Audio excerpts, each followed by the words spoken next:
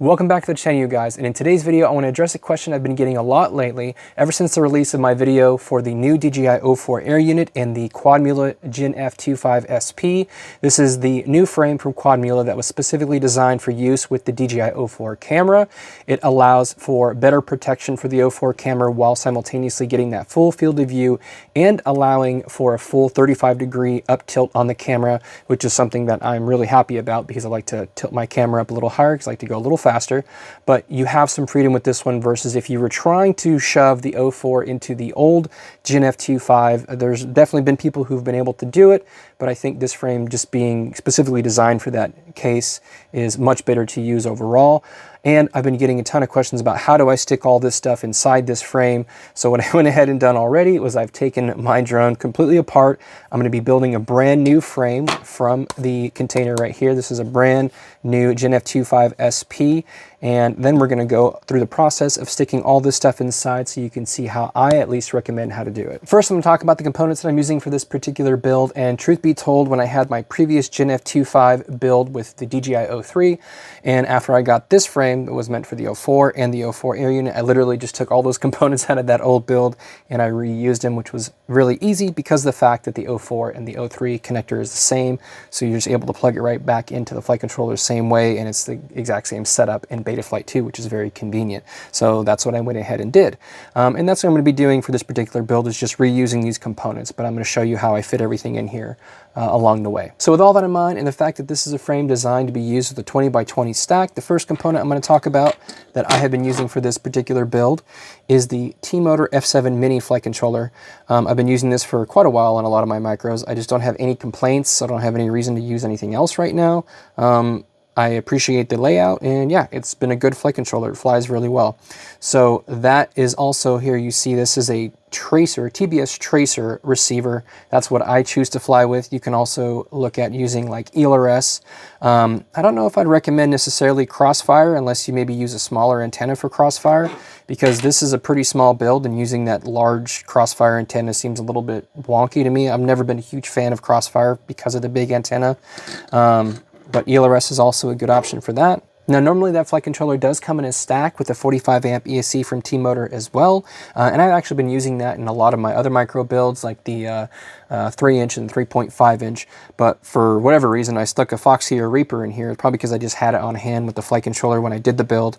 But this is a 45 amp Foxeer Reaper, pretty solid ESC that I don't have any complaints about either. The thing I really like about it, and the thing that you should be looking for across all these components, is just the fact that it's pretty low profile. It being low profile like that helps with the build because there's not a whole lot of space between the bottom plate and the top plate. You're looking at about 20 millimeters of space. So if you're using something that's too thick, you're might probably run into some issues. And just look for something that's going to work for you guys. Really, that's all that matters. In terms of the motors, I've been using, these are T-Motors F1404, so 1404 motors.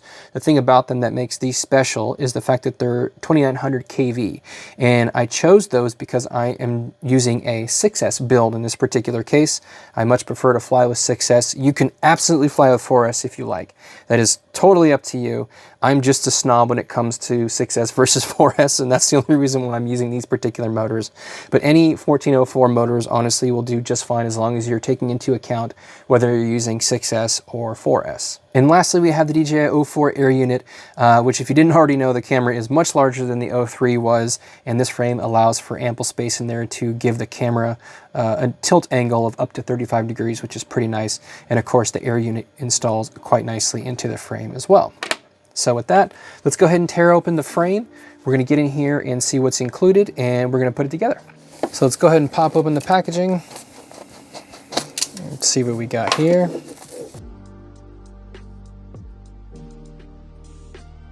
So let's go ahead and go over the carbon first. This first plate here is the top plate. This is going to be the mid plate, essentially where you're going to have your flight controller sitting on top of this area, this stack right here, your O4 here in the back. And this is going to be the very bottom plate, which is the forwardmost plate. So here we have our 4 arms. Again, these are 2.5-inch, intended for props that are 2.5-inch in length. This is kind of like a top brace plate that goes on the very top plate that kind of acts as a little bit of an additional piece of carbon to kind of stiffen up the top part, this top of the frame, to be able to provide a little bit more protection. And this is the new locking plate.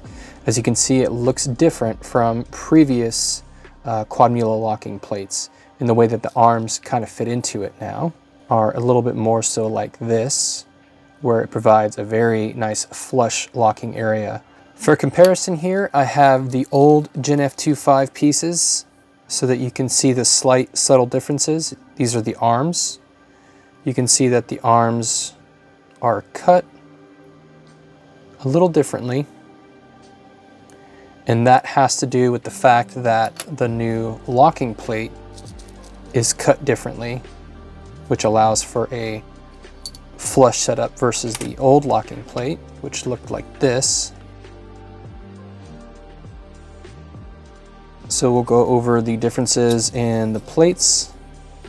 So here you have the both of the different bottom plates. This is the original, this is the new one. As you can see, the new one is a little bit bigger, a little wider, juts out a little bit further to provide a little bit more protection for the O4 and just generally give it a little bit more space. Here is the top plates, old one versus the new one. The new one has more space cut out to allow for the angle of the O4 to come up all the way. But basically, every single piece of carbon in the new setup, the new kit, is different than the old. So if you had questions on whether or not I could just buy a few of these different separate pieces and be able to put together a Djinn F25 SP, the answer is basically no. This is an entirely different frame with the carbon just being slightly different everywhere. As for hardware, you have all your hardware broken out into separate packages, such as this is the stack package. So you've got your stack screws in here, the small silicone tubing that goes over the stack screws to create and make it basically the same size as an M3 because they do use M2 stack screws for Quadmula frames. And you have your bottom plate screw pack, your top plate screw pack, you have the standoffs that you're going to be using for the build. The cap is included with all Quadmula builds, which is very nice, very convenient. This is going to be the cap that we'll use for the build as opposed to any cap that you might have received with the stack or with the ESC that you've purchased. I highly recommend just go ahead and use this stack. It's specifically the right size that they've used for this cap holder, and you'll see that during the installation. Here you have the camera plates for the O4, including their very genius use of these spacers, which is nice because it kind of gives it more of like a secure holding method into anything that's TPU. They do that all over the place, which is really nice. Motor screws that they recommend, always recommend whenever you use a frame that suggests motor screws to use with it, you use those instead because they're generally going to be the correct length through the thickness of the carbon. The O4 mounting pack, screw pack, this is going to be how you mount the O4 Air Unit itself to the frame. Then you've got a battery pad. Lastly, we have the antenna holder that Quadmula ships with the kit. I don't think this is a bad antenna holder by any means. It definitely does the job. The only issue that I have with this type of antenna holder, specifically with the build that you intend on doing freestyle with, is that when it holds the antenna, like so, it exposes the stick portion. So with it like this, it's very secure. The only issue is that this plastic stick right here will break. Absolutely 100% break. If you have any sort of a landing on the antenna like this, it's already happened to my other antenna. So I went ahead and removed that plastic stick. I'm going to do the same thing for this one. It's not very difficult to remove that, but the reason why I'm going to do that, and I'm going to use an antenna holder like this. This was designed by a friend of mine. For the smaller builds, I went ahead and just kind of remixed this design. It's currently printing right now, but it's going to be able to be for the smaller standoffs that are meant for this frame, so that it'll work on this frame. So it's currently printing. I'm going to use it once it's done. But see, what this does is allows you to shove the antennas in there. And when you do that, it provides ample protection. And then all you got to do is just kind of provide a place where the antennas to kind of, the wire, the antenna cable itself, to be, you know, under the frame and then plug into the O4. But this keeps the antenna close to the body, well protected, specifically for the purposes of freestyle. Once you shove it down in there, I don't want to shove it in there because I won't be able to get it out, but once you shove it in there, it is very secure. And this is, to me, a much better method, a much better option to use rather than having an exposed antenna like this, using something like this. And then of course we have the battery strap. This battery strap is intended to be used with the Quadmula frame because what would essentially happen is when you have it up under the frame like this, that portion that would be close to the top of the flight controller would not have like the Velcro-y sides, you know, rubbing against the top of your flight controller, which can be problematic. So the idea being that it's something more like this, and so I'm a big fan of the Quadmula straps. I like that it's got like the grippy bottom, and you know, Velcro is really good quality Velcro. So now that you've seen all the components that come in the kit, we're going to go ahead and get into the frame build. All right, so for the first thing that I start with is the stack screw pack. And go ahead and open this up real quick. So we're going to get one of the stack screws. Again, these are M2 stack screws. What you're going to do is you're going to get the key, slide it through just like that, and then you're going to get this mid plate, and you're going to line it up to where the key is just like that, and you're going to start screwing in the stack screws. Now I do this part next because I like to get it over with, but this is the silicone tubing that you would put on the M2 screws in order to make it a M3 screw. Essentially, it's M3 size. Usually cut off like a little edge right here so it's nice and flat. And then screw it on. I put the silicone tubing down far enough to be able to make enough room for one of these 3D printed fasteners, basically. So whatever the width is of that should be enough space. And then I just drop it off. Nice and flush. Finish screwing it all the way down.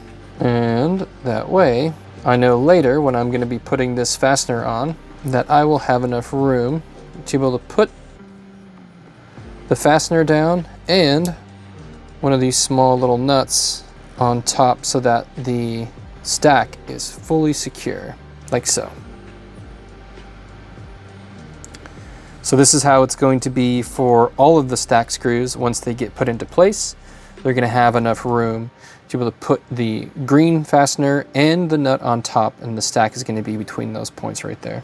The end result is you now have your stack screws with your key in place and your silicone tubing on your stack screws ready to go for you to be able to put the stack on when that time comes. Now we're going to go ahead and add the arms. You're going to take the portion you've already built with the stack screws and the key, you're going to put an arm in there just like this, and then you're going to grab this bottommost plate, okay? And you want to make sure that you have the beveled edges of the bottom plate facing you when you do this, because the screws that hold all this in place are countersunk screws. You're going to want to grab the longest screws from that pack and you're going to put them through. I will say that the tolerances for Quadmula frames has gotten significantly tighter through the years, which is actually a good thing because that's what you want. So you may have to kind of screw this through a little bit manually. You'll see it coming through the top here. Get it all the way in place. If you find a little bit of resistance, I kind of keep spinning it for a little bit so that you lose some of that resistance. You'll rinse and repeat the same thing for the rest of the arms. You just go ahead and make sure that if it's facing you like so, the arms will lock in like this. You'll see the holes line up nice and smooth. And if it's down here in the bottom, you'll just kind of flip it and the arm would go in like this, as long as you're seeing everything line up nice and smooth with the holes there. And again, you would just grab the longest screw and put it in that furthest hole first.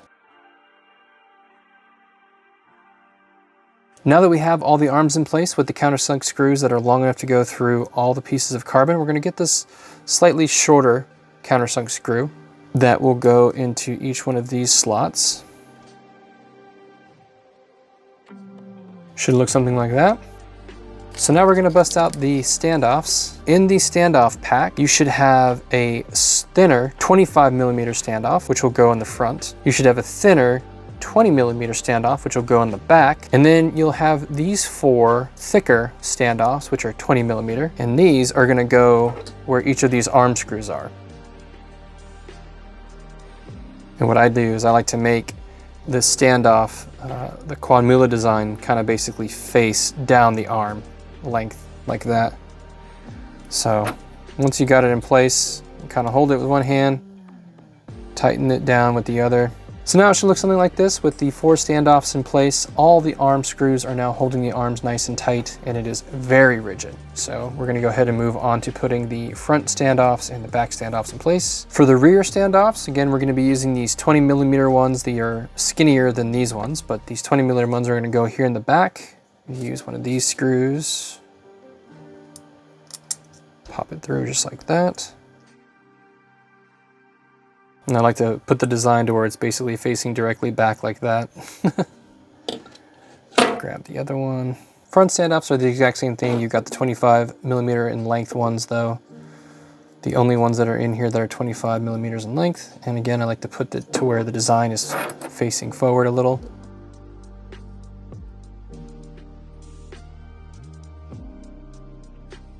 Now you have all the standoffs in place. Show you real quick how the camera plates will fit in here. Go and pull everything out of this package. So this would be the left side camera plate. The way that this piece works is you kind of fold it down, and this will actually go onto the standoff right here.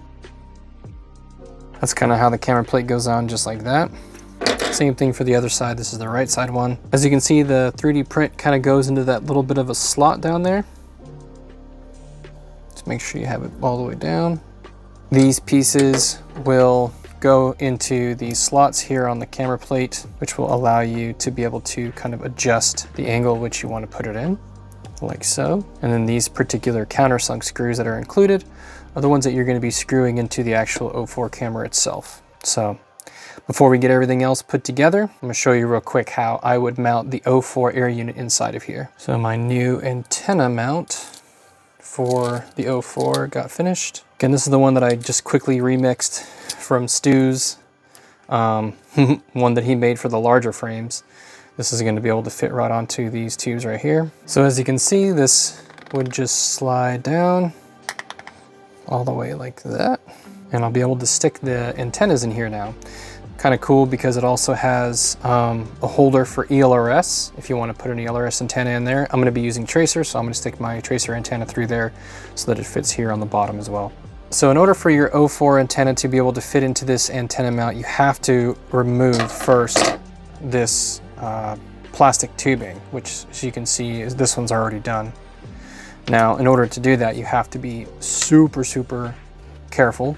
But I use a pair of snips just like this, and what I do is I kind of get it started very gently. You don't want to press against the actual antenna cable itself because you'll definitely cut right through it. I just kind of start a little bit on one side, and then I go on the direct opposite side. Again, being very cautious not to do any damage to the actual antenna cable itself. But the idea is you want to be able to make it to where you can kind of get a little bit of a lip under there. Hopefully you guys are seeing this okay in the camera. And then I just kind of work it down. Slowly but surely you can see that I'm kind of peeling away the tube while not damaging the antenna cable itself. Very important that you're not damaging it. Once I kind of start getting a little bit more to grip, I just hang on to it and keep moving it back. And just go all the way down the tube until you get it completely exposed. If you break off a piece, that's totally okay. As you can see, we've already done a pretty good portion. So what you can do is just kind of like bend this away and you just keep cutting it back. See, we've already removed a pretty decent portion of it, and just rinse and repeat. Sometimes, and this is the goal right here, see how I've actually got it really good where I'm just kind of like making that nice little channel there. And voila. You've exposed the entire antenna cable. We didn't do any damage, luckily. But again, you have to be super careful if you're going to be trying to do that yourself. So back to this. Stick these antennas in here, and you kind of have to shove them into place in order for it to fit. Bam, like so. So there you go. I do recommend that you shove it into where the DJI is actually upside down, because that'll make the connector the direction that it's going to need to go into the O3. just in this particular case because the way we mount the O3. So you'll see that here in just a second. With the O4 Air Unit, be very, very cautious when you take those 4 screws off the top because there is a ribbon cable there that's connecting it, and you do not want to break that ribbon cable. That'd be a bad day. So go ahead and pop in your antenna cables, being super mindful of that ribbon cable. These are a UFO connector. Can be kind of a little bit of a punk sometimes, but get them in there like that. And this one, okay, make sure they're in there. And then once they're in there, we're gonna go ahead and seal up the O4.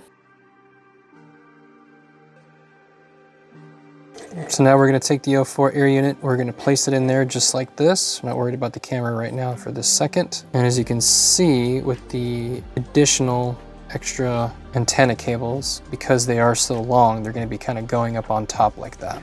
So like I had pointed out earlier, the kit includes the O4 mount screw pack. So you want to go ahead and open these up. Go ahead and flip this over, take one of the screws, and go ahead and mount it into the 20x20 section.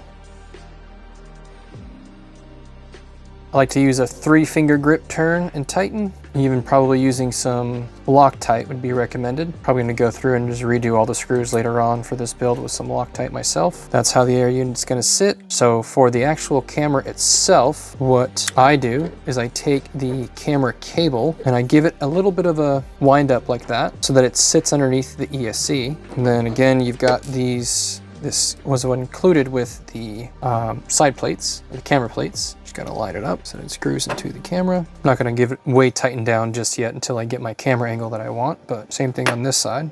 That's pretty much it.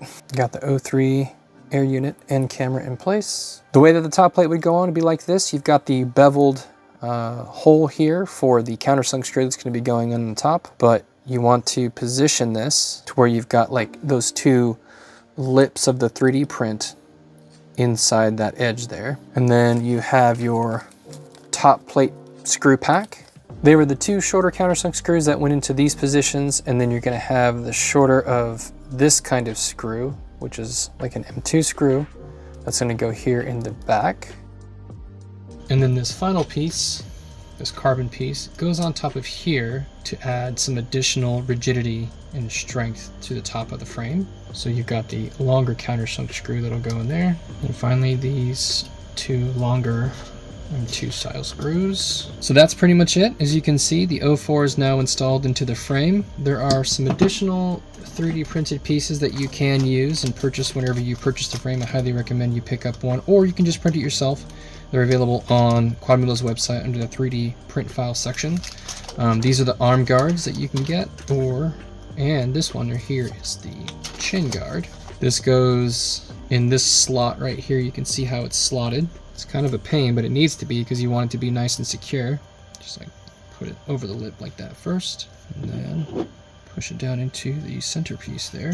As you can see how it fits nice and snug in there, it ain't going anywhere. And the good thing about that piece is I find that this has provided more protection for the camera than anything else. In terms of a crash, you can adjust the camera angle. This is quite high. This is pretty much almost max camera angle, but you can adjust this. Most people are probably going to fly somewhere in the ballpark of like 10 to maybe 15 degrees. As you can see, the camera is shoved back in there pretty good. And this chin right here is what does a lot of protecting of the camera in my experience. These 2 pieces right here tend to kind of protect it to the top, which is why it's reinforced now, which is really nice. I do have mine stick up a little bit further because I do fly at a little bit of a higher angle, but still I've noticed that the amount of protection provided by the chin and these pieces is more than adequate. Lastly, these arm guards. These arm guards are pretty simple because there's no additional hardware that you need to install. You just need to kind of slot them into the little slots here, and they're basically pressure fit into place like that. Again, if you're having trouble, then I recommend that you just make sure you slide it into the slot first, and then the other slot on the opposite side, and then just kind of shove it on like that. So now that you've seen how all of that comes together, we're going to go ahead and remove that top plate. We're going to put the ESC, the motors on, and we're going to solder up the cap, the battery lead, and then put the flight controller in there. I'm going to show you how I lay everything out so that it fits in there nicely.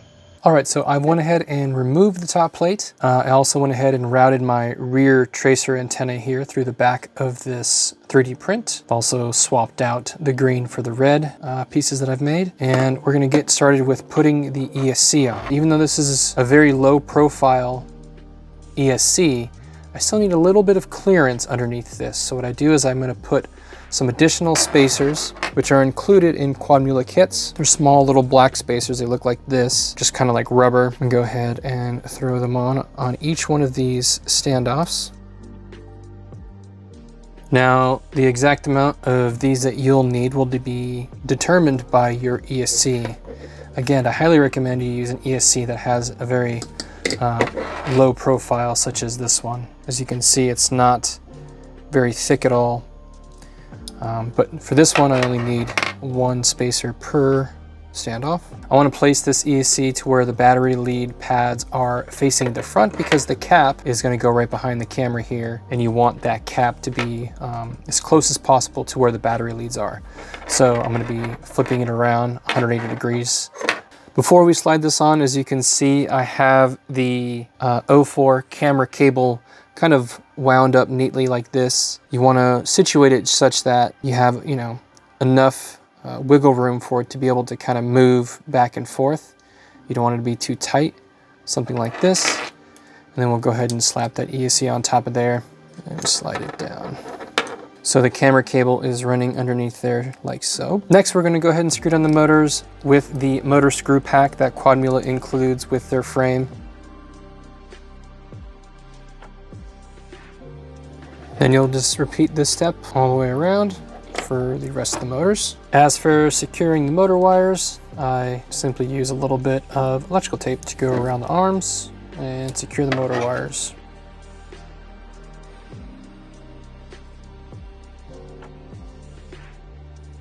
Of course, if you needed to go ahead and solder up the ESC with the motor wires right now, would be a good time to go ahead and do that before doing the next portion, which is going to be soldering up the battery lead and the cap. As for the battery lead, if you guys haven't already noticed, this is actually an XT30, not an XT60. Your stack, your ESC may have came with an XT60 battery lead, which will not work. You'll need to buy either a separate XT30 cable or buy the XT30 connectors yourself and just kind of solder it up yourself the way I did. And you're going to want to measure it to where it fits approximately where you're planning on putting it. So I used to have it mounted a little bit differently, and because we're mounting it now this way, I'm going to need to kind of like chop my red lead a little bit so that it fits snugly. I want it to come out the side here and then be able to get strapped underneath the battery strap when I have my battery plugged in there. I usually run my battery plug on the side like this, plugging into the battery lead from the ESC. So I'm going to go ahead and trim it and make it fit accordingly.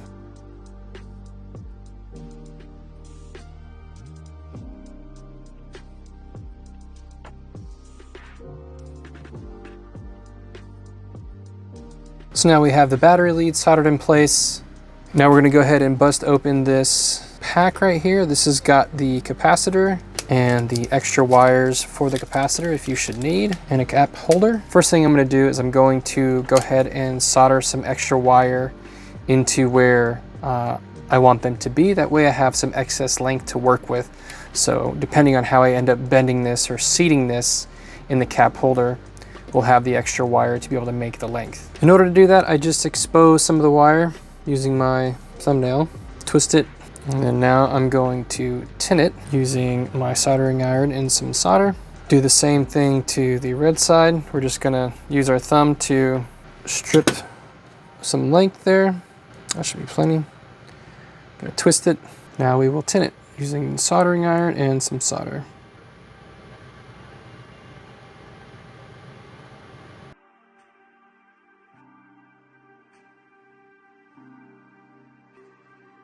So the way that I like to do this is cut the legs fairly short, just so they're barely sticking over the lip here. And then going to cut the black and red leads that we've already soldered on, pretty flush. Let's go ahead and tin the cap.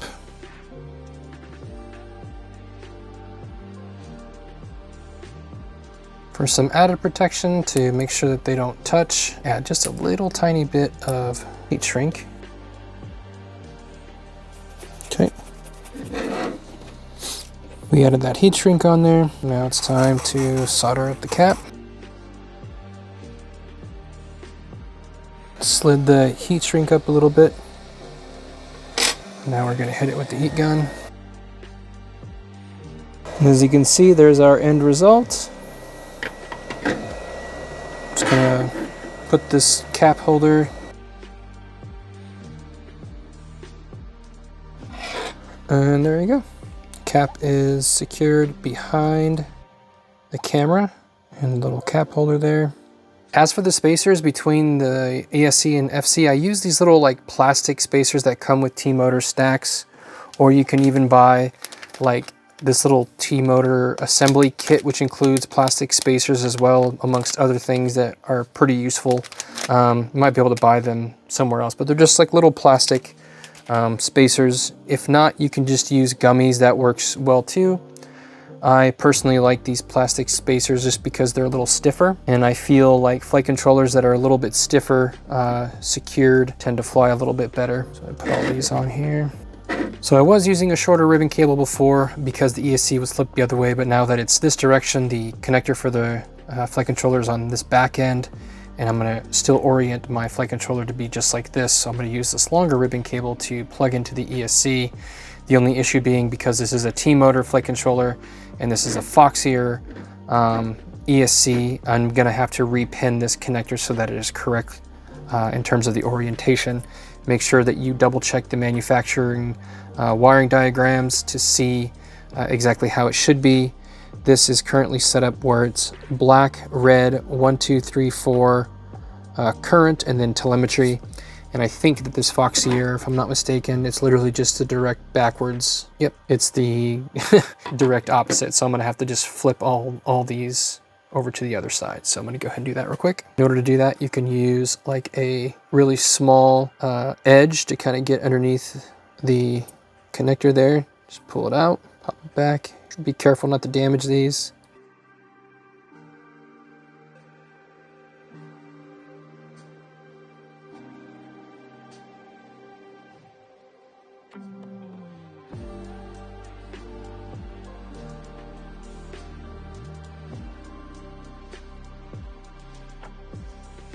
There we go. So we went ahead and repinned it.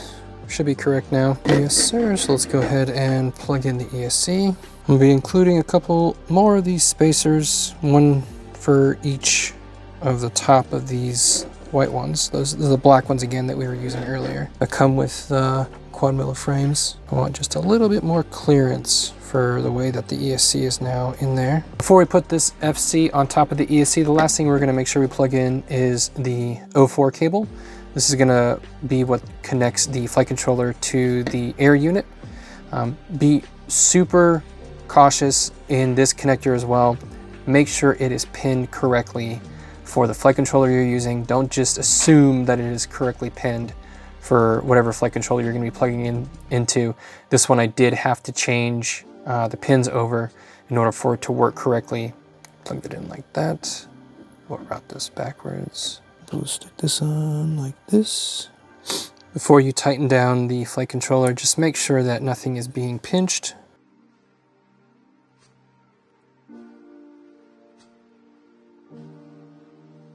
Now we're just going to secure our receiver, connect up the rear antenna. We're also going to plug in the O4 Air Unit cable, which just goes right here in the front of the air unit this time. And I'm going to heat shrink this receiver.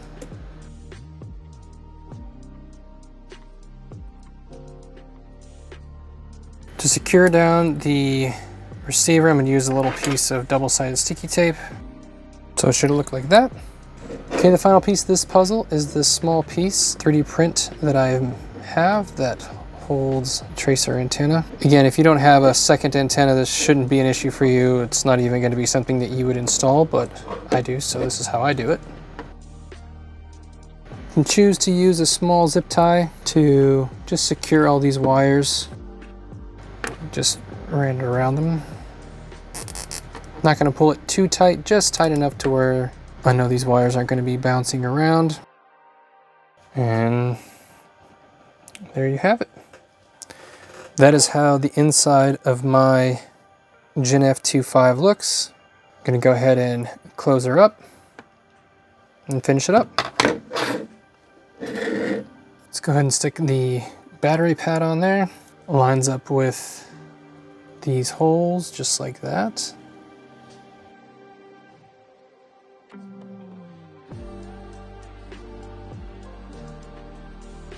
All right, so here's the final build, and we're gonna go ahead and put it on the scale so you guys can see what the all-up weight is. So sitting there without a pack, you're sitting at 184 grams. I use these smaller 380 milliamp hour packs to keep it below 250 grams. I get about 3 minutes of flight time with this pack, and you're sitting at about 243 grams with that pack. And I also use the 650 milliamp hour pack when I feel like flying and not really caring about sticking below 250 grams. With this pack, you're sitting at about 288 grams. So that is the all-up weight that I get. You guys are obviously going to probably vary depending on the battery that you're using, but the build as it is with arm guards and all the TPU and everything on there, 184 grams. So the last thing I'm going to cover is this really cool little 1.5 millimeter hex screwdriver that you can get from Quadmula as well, if you're going to be picking up this frame or any frame that you're going to be needing to adjust